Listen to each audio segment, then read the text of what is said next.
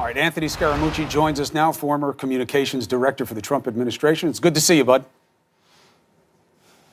Hey, happy Friday. Happy Friday. So big news here. But there's really only one part of it I want to see if we're on the same page about. No matter what is in this Mueller report, the idea that the president's lawyers want to go through it and decide what the American people get to see, I don't think they're going to get that right. But I don't even think they should get the suggestion. Do you agree with me? I do agree with that. Yes, it doesn't. That's not a fair process, and the president and nobody in the society is above the rule of law. And since there is a special prosecutor in place, whatever his findings are, and I think you and I also agree on this, that Robert Mueller is a pretty straight up guy. I mean, these are serious guys with impeccable reputations. So, you know, he's going to be up the middle on this thing. It's going to be incumbent upon him. It reminds me a lot, Chris, of Justice Roberts during the healthcare situation. I think Mueller actually has to, even if he doesn't like the president, he has to tone it down and get into the middle for all the obvious reasons. So to me, I think whatever in the report we have to accept, and we have to have open access to it. Well, I'll tell you what, my pushback would be a little bit in defense of the White House, or at least the president's mindset on this. You don't have to accept it. You can fight it. You can put out your own version of it. You can contest what's in it. That's all fair, and it's going to need to happen because this is going to be largely a political process. There'll be legalities involved, of course, but ultimately, the reckoning on this is going to be a political one. Does any of it warrant political action against the president? So, you know, the White House, his lawyers, fair game. Push back. Tell us what you don't think is true. Tell you what you don't think goes too far. Yeah, but I mean, listen, don't censor what the American people get to see. No question. Right? All right, let me ask you. Yeah, I agree with all that. No question that they're going to push back. All right. Yeah. And they should. And that's their right, and that's part of the process. I'm fine with that. It's their client. So, absolutely. So Right. let's not belabor that point. Let me move on to a different topic. The shutdown. How do you feel about the president's decision to allow this shutdown? Well, listen, it's a combination of things, but I really wish it didn't get to this point because now the egos are in there. And, you know, I pointed out to you and many people, anytime I put my ego into something, I've always made a disastrous decision, you know, hence my 11 days inside the White House. But if you look at the situation now, and this is what I would say to the president, if you were Mr. Trump at the Trump Organization watching President John Smith and Nancy and Chuck go at it like this, boy, I got to tell you, he'd be upset about it. He'd probably be on Howard Stern right now saying, can you believe that these guys can't get along or bridge the gap or drop their egos to come together? So I'm not here blaming the president, Chris. I know there's a lot of people that want to blame him.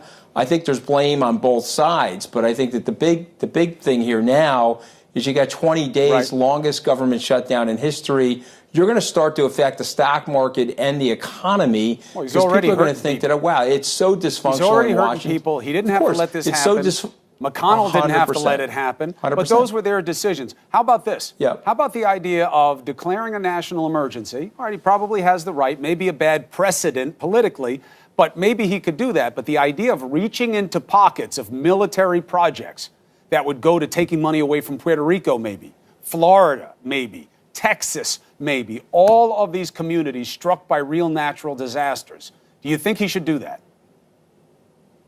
Well, if you remember, that was like a House of Cards episode where they were moving disaster money into a jobs program. So, I mean, he probably has a discretionary authority to do that, but then you're moving into a precedent-breaking standard for future presidents. So you could be sitting there with a Democratic president that decides to ban all handguns or assault weapons and says, hey, it's a national emergency. We've got 5 or 6 No, but I'm talking about shootings. taking money from communities that are really hard hit to fund a wall that is a farce. I think he has the ability to do that, but I would really strongly caution him. No, it's obviously not right to do it. I would caution him not to do it. I hope he's got people inside the room with him that are saying, hey, don't do this. This is a domino effect. You've got so many wins on the board. Okay, you got the economy going very well. You've got the trade situation you're about to tie up with China. You still got a deal on the table with the North Koreans and the potential denuclearization of the peninsula.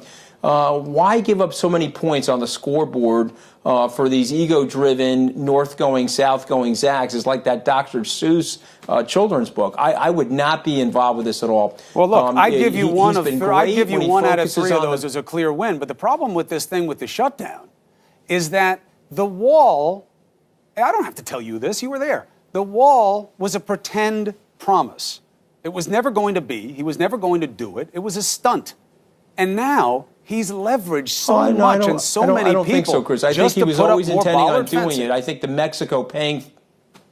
Go ahead. I'm just saying, I think the Mexico paying for it was probably more of the improbability, but I think he was very much so intent on building wall, fence, whatever you want to call it, on a large part. And that's fine. You can build physical barriers, but why say that it's a cure-all to keep back this demonized group of people, like this marauding horde that doesn't exist? He created all this. It's all bogus, Anthony. Oh. Well, okay, but Chris, he won the election, so he, in my opinion, he has the right to put down what he would like as it relates to border security. They're pushing back. He doesn't get the right to make up facts. It's ridiculous now. Remember the old Italian guy who said you campaign in poetry? I didn't say he gets the right to make up facts, but he does have the right to promulgate a plan that he thinks will work on the border. By the way, I think we both could stipulate this. There's an 85% reduction in illegal immigration at the border. That's helped the United States. That's helped the economy. It's improved wages in lower income areas. It's tightened up the unemployment numbers of the African American and Hispanic American communities. I think there's a lot of dispute in the numbers. All of that is the president's doing. I think there's a lot of dispute in the numbers. Okay, I think that we have seen certain reductions. I've looked at the numbers. But you got to look at why. I mean, it depends on how you look at them also. But the point is taken. We'll see what happens going forward and what the president decides to do. Anthony Scaramucci, out there on a Friday. Thank you for making time to see us. I want peace. You are part of peace. All right, God bless. You're a part of peace. God bless. I'll see you soon. Happy New Year.